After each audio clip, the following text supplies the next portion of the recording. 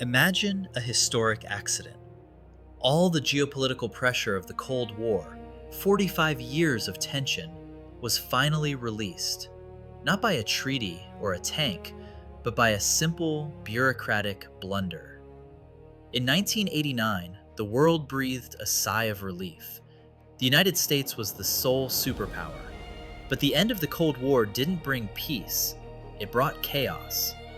From the deserts of Iraq to the streets of Mogadishu, the 1990s were defined by a violent search for a new world order. But that search ended on a clear blue morning in 2001. In this episode, we cover the accidental fall of the Berlin Wall, the tragedy in Somalia, and the day the world changed forever, September 11th. Hit like and subscribe. We are covering the events that defined the modern world. Historians describe the end of the Cold War like a ketchup bottle. For 40 years, pressure had built up. Economic pressure from the arms race and internal pressure from a failing system. It wouldn't come out slowly. It would all come out at once. By 1989, the Soviet system was crumbling. Mikhail Gorbachev's policies of glasnost, openness, signaled that the Red Army would no longer prop up failing communist regimes. But the actual end came down to one man's mistake. On November 9, 1989, East German spokesman Günter Schabowski was handed a memo about relaxed travel rules. He hadn't read it. When a reporter asked when the rules took effect, a flustered Schabowski mumbled, "As far as I know, it is sofort, unverzüglich," immediately, without delay. It was a blunder. The rules were supposed to start the next day, but hearing immediately, thousands of East Berliners rushed the checkpoints. The border guards, strictly trained to defend the anti-fascist protection barrier, were outnumbered and terrified. With no orders, they opened the gates. The Cold War didn't end with a bang, but with a party. Euphoric Germans, nicknamed Mauerspechte, wallpeckers, used hammers to dismantle the symbol of division.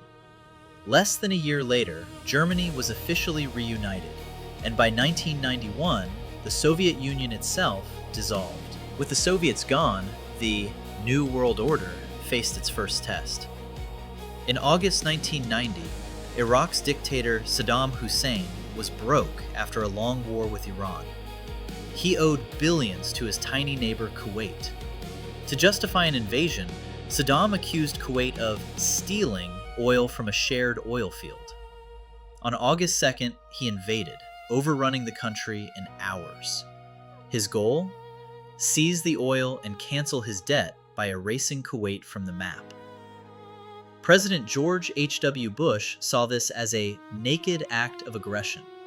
He famously declared, "This will not stand." He built a massive coalition of 35 nations and secured UN authorization. This strategy, U.S. leadership, multilateral support, and overwhelming force, became known as the Bush Doctrine. It set the template for how the sole superpower would handle aggression in the 1990s. The war began with Operation Desert Storm. For the first time, Americans watched a live war on CNN as high-tech smart bombs destroyed Iraq's infrastructure. After the air campaign, the 100-hour ground war began.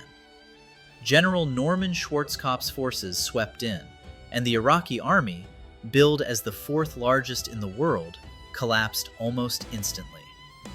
In a controversial decision, Bush stopped the coalition forces at the Iraqi border. He fulfilled the UN mandate to liberate Kuwait, but refused to invade Iraq to topple Saddam, fearing it would fracture the coalition. The US had proven it could win a conventional war. But what about a failed state? In 1992, Somalia collapsed into civil war.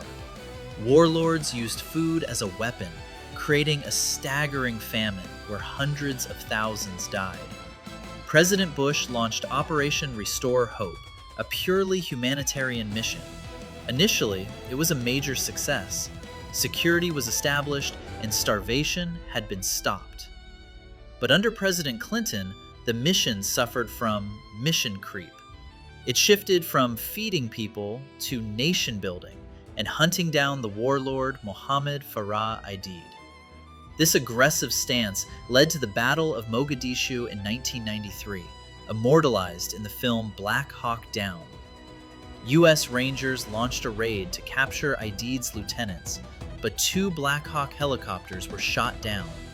A 30-minute mission turned into a desperate 18-hour firefight. 18 Americans were killed. Images of their bodies dragged through the streets horrified the American public. The result was the Somalia Syndrome. The U.S. became deeply reluctant to send ground troops into foreign conflicts. This hesitation had tragic consequences. Just 6 months later, the U.S. stood by and did nothing during the Rwandan genocide. The 1990s were a decade of relative peace and prosperity. But that illusion was shattered on September 11, 2001. On a clear Tuesday morning, 19 terrorists from Al-Qaeda hijacked 4 planes to use as missiles. At 8:46 a.m., Flight 11 hit the North Tower. At 9:03 a.m., Flight 175 hit the South Tower. At that moment, President Bush was in a Florida classroom reading The Pet Goat. His chief of staff whispered the chilling words, "A second plane has hit the second tower. America is under attack." Flight 77 crashed into the Pentagon, the headquarters of the U.S. military. But on Flight 93, passengers realized it was a suicide mission. Using airphones to say goodbye, they decided to fight back with the famous words, "Let's roll," crashing the plane into a field in Pennsylvania to save the U.S. Capitol. The human cost was staggering. 2,977 people from 90 different nations were killed. It was a new Pearl Harbor, a psychological shock that instantly ended the post-Cold War era. Bush declared a global war on terror, GWAT. He issued an ultimatum to the Taliban in Afghanistan: turn over Osama bin Laden.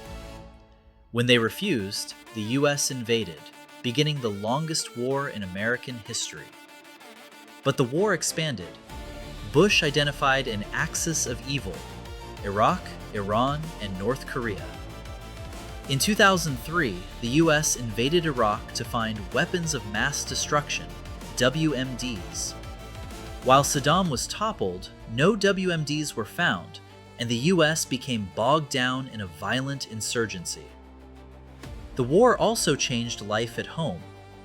Congress passed the Patriot Act to tear down the legal wall that prevented information sharing between the FBI and CIA.